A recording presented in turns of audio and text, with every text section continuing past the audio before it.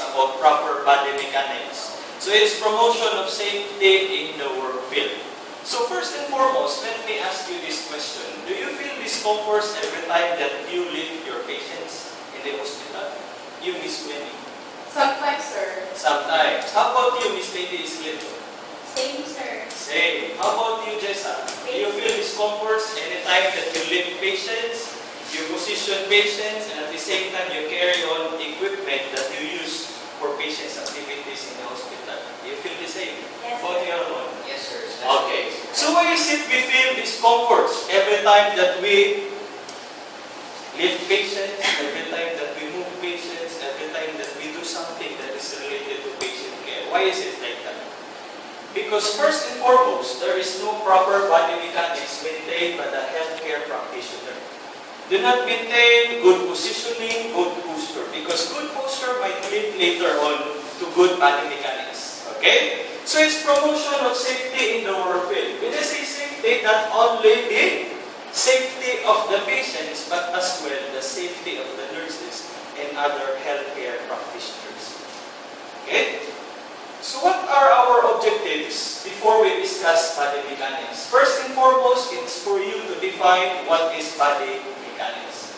So do you have an idea already on what is body mechanics? Okay. Next, to differentiate what are the good habits and the bad habits, speaking of bodily control.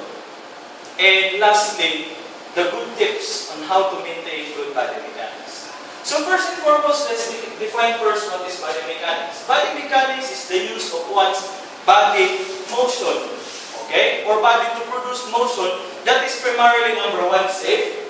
Secondly, energy conserving. And lastly, the most important would be anatomically and physiologically efficient. That is to maintain balance and control. To make yourself safe, to make yourself effective in dealing with your patients, primarily with activities that you will be rendering. Okay? When you are going to use correct body mechanics, number one, when you move your body safely while performing job tasks.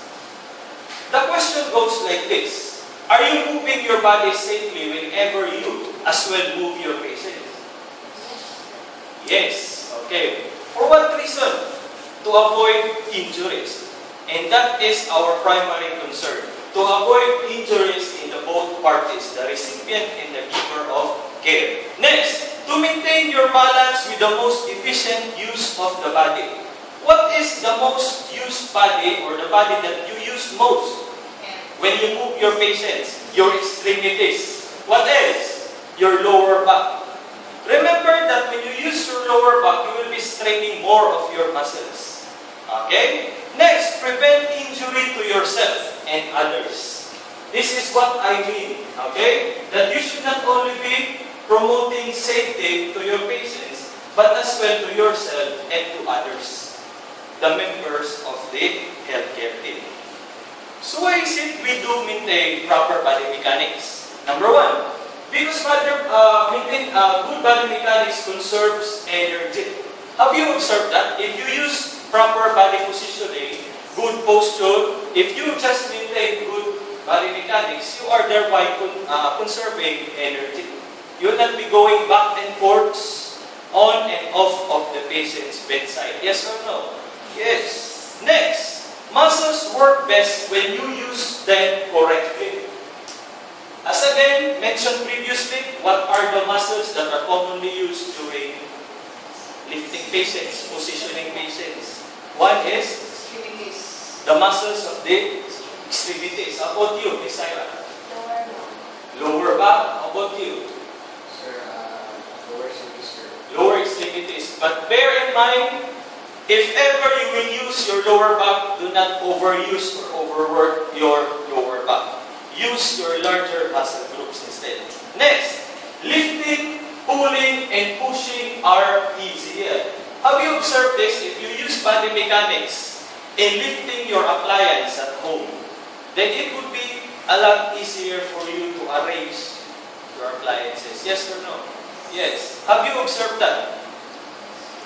Okay, when you clean your living area, when you clean your bedrooms, you will not be in need of help of others if you are in good control, good bodily control. Next, prevent unnecessary fatigue and strain. Because from too much straining, from too much straining, you will be expending more and more oxygen. So thereby making you feel fatigue.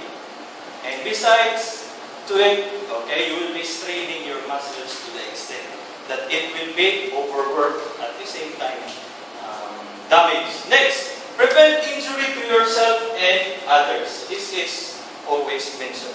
So what are the causes of back injury? So do you know what are the causes of back injury aside from the ones written in the board? Do you know others? Okay. One would be to increase force and stress. Okay? Increase force and stress. Where is the force being maximized? There. At the back.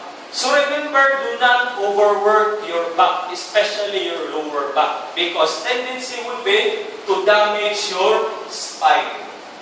Many have been hospitalized because of damage to the spine. To what reason? Okay, for over-twisting or over-straining. Next, repetitive motion or twisting, forward bending. So when I say forward bending, you over-reach as if you are swimming. Remember that you nurses are not swimmers in the hospitals. You are not swimmers. You are not contestants of the Olympics. Diba? You will be ending up after you overbend or you do forward bending, you will end up, okay, complaining of lower back pain. Okay, as if you are elders. Next, poor or improper lifting techniques. There is no coordination in lifting. You just lift your patient as is without seeing to it that you are properly manipulating them, you are properly using your muscles. Next, poor posture. So when I say poor posture, you exaggerate your normal body alignment. So when you exaggerate your normal body alignment, you are as well stretching, twisting your spine the way it should not be. So as much as possible, maintain a proper body alignment. The body should be aligned, or rather the spine should be anatomically aligned. Okay? Next, poor job design. When I say poor job design, you lift equipment at par. Okay? You lift very heavy equipment or materials in that event that you will be stretching all the muscles that are not supposedly, okay, to be used. Next, the condition or poor physical fitness. So have you compared a one that is physically fit to a one who is static? Who among these two individuals would you consider best fit for any activities, whether it's mild or heavy activity? So which one would you consider fit for these activities, especially lifting, pushing, or positioning patients? Ms. Marex. Okay, do you exercise? Would you consider yourself as physically fit? Yes, because I think. Okay, I think so because you are a dancer. Okay? So you are exposed to daily exercise. Your body is maintained at its peak. Diba? Bodily metabolism, you are energized every day, meaning you are physically fit. Okay? So have you observed that whenever a static individual or a stationary individual, meaning an individual who does not have any physical activities to maximize them, okay, would be complaining much, okay, straining at the same time fatigue every time that they move, diba? Take for instance, an individual with cardiac problem, an individual with congenital anomaly of the heart, they have easy fatigability, diba? They are strained even with a very simple task. So that is why, if ever you are healthy and no physical limitation, maintain the function of your body to its maximum level. You exercise the most because if you exercise the most, okay, you have this great tolerance to physical straining. You will have this ability to conserve, you have this good ability to maximize, okay, the balance between oxygenation and activities. Next, overweight. Who among you here, based on your BMI, is overweight? None. Okay, I think so. Because that is very obvious. Okay, everybody is on the normal BMI. If not normal, maybe a little bit. Okay, first degree malnourished. Because I see some of you, others are white, skinny, or thin. Okay? For those who have below the normal BMI, okay, eat much. Okay? To balance your BMI. For those who has, okay, higher BMI, you eat less and you exercise more to maintain good body weight. That is related to your height. Okay? When I overweight, when you are overweight or obese, you carry on much weight on your trunk. Until such time that the weight of the trunk is creating much friction on your joints, especially your leg joints. Diba? So that could as well limit you from physical activities and hence can make you have back injuries as well. Because if the weight is here, you will be creating much pressure on this here. Just like the pregnant or gravid mothers. As we previously discussed. Diba? When they say, if you are pregnant, once the uterus is gravid, lower back discomfort is usually felt by the mothers. Yes or no? Yes. Because also of overweight. Okay, next. Nutrition. Nutrition. Because the primary source of muscles, okay, to build itself and to make itself big is protein. So if you have protein malnutrition, then therefore you might also have this energy malnutrition. Okay? Next is stress. Too much stress as well is related to yun nga, fatigability. So if you are fatigued, then you will have lesser abilities to tolerate activities. Okay? Because you'll be creating much activities. When we lift patients, when we position patients, when we move and push objects. Yes or no? Because in the hospitals, you'll not be only pushing, lifting, and turning patients, but as well we also push, lift materials and equipment that are not only, okay, tolerable, but as well very heavy. Diba? At your own level. So what are the 8 basic rules of good body mechanics? Anybody who knows any of the 8 basic rules of good body mechanics? Number 1. Okay. Maintain a broad base of support. So how are you going to maintain a broad base of support? How are you going to maintain a broad base of support? When you say broad base of support, where is the support made? In the lower extremities. Ideally, or based on the illustrations or the picture shown, you should maintain a broad base of support. Of course, excluding this one. You should not be doing this way because this is, okay, handling sharps. Okay, so you should always see to it that your feet, okay, are positioned at least 1 foot apart or 10 to 12 inches apart. Okay, now please stand up. Everybody, please stand up. Okay. Maintain good body posture. Okay, and then see to it that your feet are, okay, placed apart from each other at least 12 inches or 1 foot. Okay. So, do you feel comfortable with that position? Yes. Okay. It's not only that the feet are, okay, apart at least 1 foot, but as well, one of your dominant leg should be as well 1 foot forward. So slightly forward. Why is it you need to keep that dominant leg slightly above the other?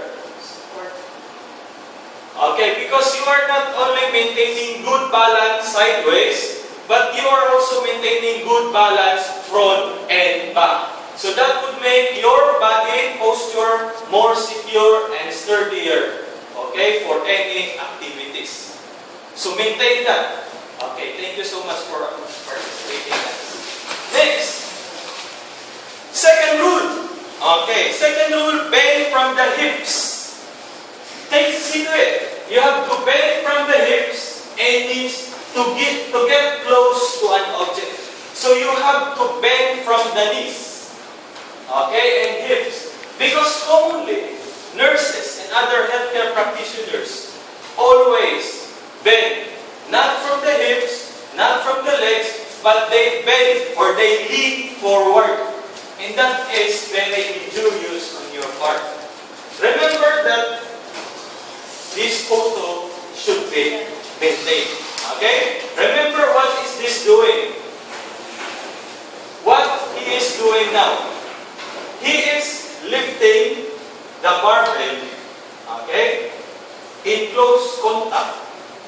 First and foremost, by bending the hips at the same time. Okay? The knees. Okay? So when you lift anything, do not do it this way. But instead, you bend first your hips and then your knees and then get this one. So that's good. Okay? So when you do it to your patient, do not do it this way. But come in close contact to the patient and then bend your hips and knees and then lift your patient. Understood? So you have to maintain good body mechanics. Number 3. Use the strongest muscles to do the job. So what are the strongest muscles do you have in the body?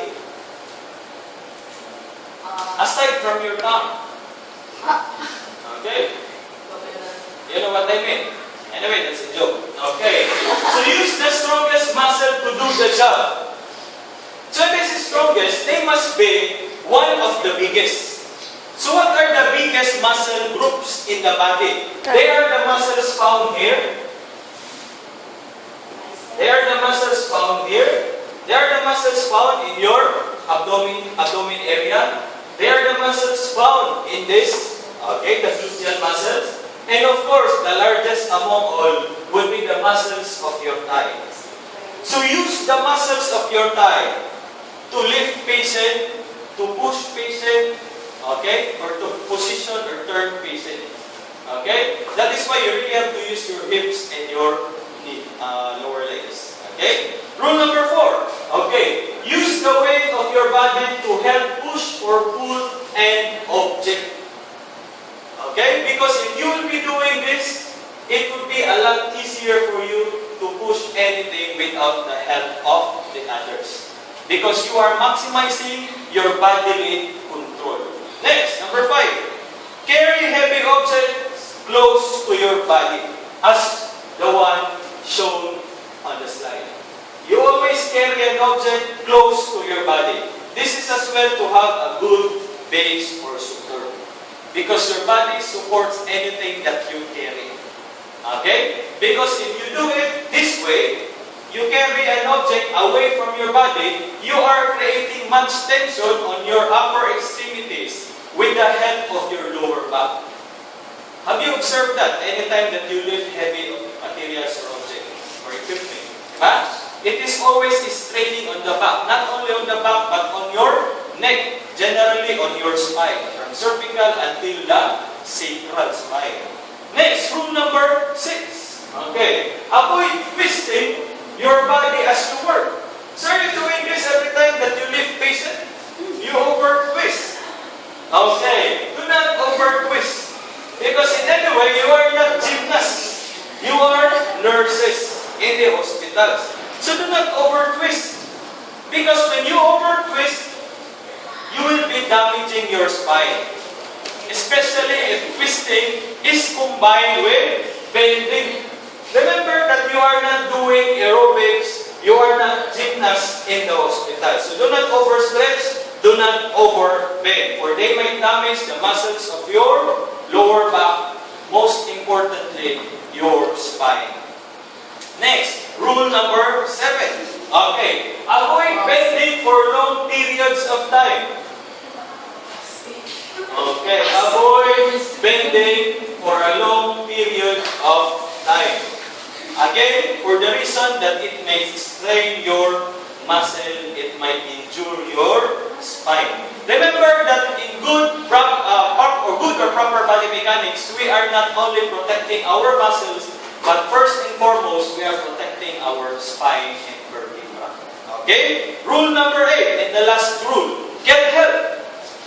You should get some help if you do not, okay, if you consider that doing this procedure, okay, physical activity is, okay, cannot be performed by a one man or a single entity alone. Okay? If a patient or object is too heavy to lift alone, use mechanical lifts, transfer belts, third sheets, wheelchair, or a body or another healthcare practitioner. So are you doing that whenever you have your exposures in the hospitals? Yes, especially if you will be lifting people who have this, okay, big, physical, okay, build, at the same time those who are overweight, and most importantly, those who are big, and yet they cannot participate with activities like, for instance, those who are comatose and debilitated ones. Okay? So what are the quick tips? Specific quick tips, let's just summarize what are the important things that you should be bearing in your mind. Okay, the quick tips of body mechanics. First and foremost, you have to think. There must be proper knowledge. Because if you do not know when to and how to protect your patient, then therefore injury might arise anytime soon. So you have to think. Next, know your work environment. You have to secure first your environment in order for you to protect everybody in the work field. Diba? You do not perform procedures, otherwise everything has been fixed to provide the utmost safety, not only to the patient but to the healthcare practitioners. Next, know your patient. If your patient doubles your weight, then therefore you will be in need of another help. Okay? If you think that you cannot lift your patient alone, then find some help. Next, know the tools available. Know the tools available in your unit. Okay? Before you strain your muscles, know the things that could help you out in positioning. Next, know how to use the tools. Of course, there might be instances wherein these materials, this equipment might be new to you, then thereby there should be first and foremost demonstration and getting to know each other with this equipment before you use it to the actual patients. Okay? Next, clear the environment. Another one, secure transfer areas. Especially if the patient will be transferred from unit to a unit or unit to another institution. Okay? Take for instance from a ward to an ICU, to an operating room to a ward room. Okay? Slow, secure movements. Slow, secure movements. Remember that you do not need to do extra movements. All you need to do is to have a precise, counted, safe, or secure movements. That is why, when you observe nurses, healthcare practitioners lifting patients, they always have this counting. Mind counting, let's say, 1, 2, 3, lift. 1, 2, 3, third. 1, 2, 3, lab room.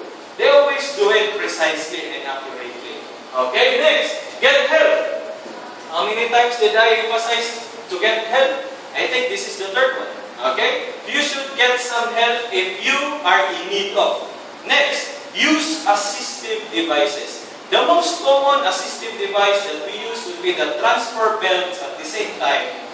Okay? The trochins. Are you familiar with those? Okay. Next, are you familiar with the ergonomics? Ergonomics referring to the abducting environment and using techniques to avoid injury. Nurses are good in ergonomics. So in ergonomics, you know how to manipulate things in order for you to maximize safety. Okay? Use correct placement of furniture. Okay? You know how to place correctly the bed, the chair, and the rooms. Training in required muscle movements, at the same time efforts to avoid repetitive motion that might only injure your body. Okay, equipment safety solution. Remember that do not operate materials, do not operate equipment otherwise. You know how to operate them. Because failure to do so, failure to know the equipment to be used, might lead not only to physical injury, but also tendency that you might be distracting the environment. Diba? Remember that fire-related injuries might be related again, to some faulty manipulation of especially equipment. Okay? Use wheel locking devices. You do this every time that you transport patient. Before you carry on patients from a unit to different unit, you should always lock first the wheel, to avoid falling off the patients. Okay. Healthcare workers must follow safety regulations. And sometimes the safety regulations are institutionalized. So you have to read your manual. You have to know the different rules and regulations abiding safety. Okay? So ask questions whenever in doubt. Do not assume.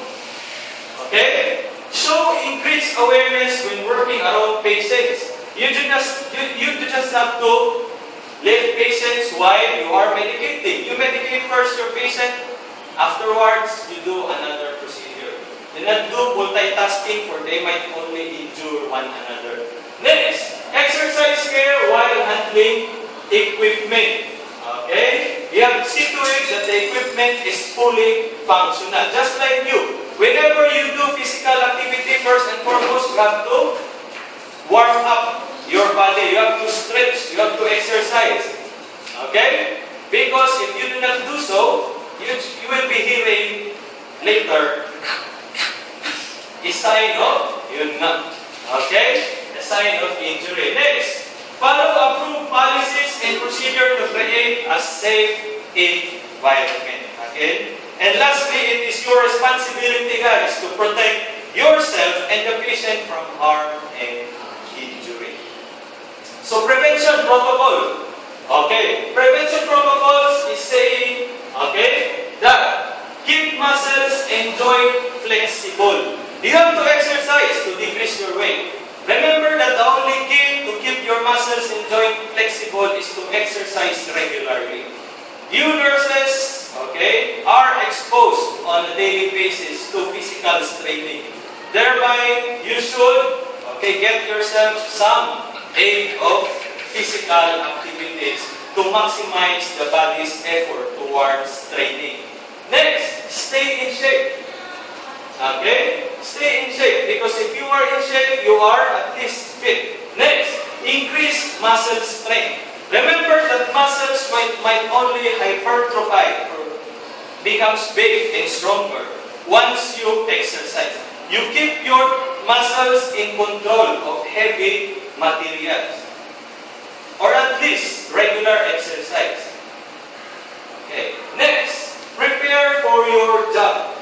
Take for instance, if you are assigned to an ICU, therefore, you must bear in mind that there will be a lot of turning, there will be a lot of patient manipulation, there will be a lot of lifting and arranging of equipment. Therefore, you should prepare for it. Next, back safety is a lifestyle. Keep a good body posture. And lastly, get plenty of rest and sleep, because through this, you are maximizing your body's health. You are taking some time, your muscles to be repaired, and regenerate.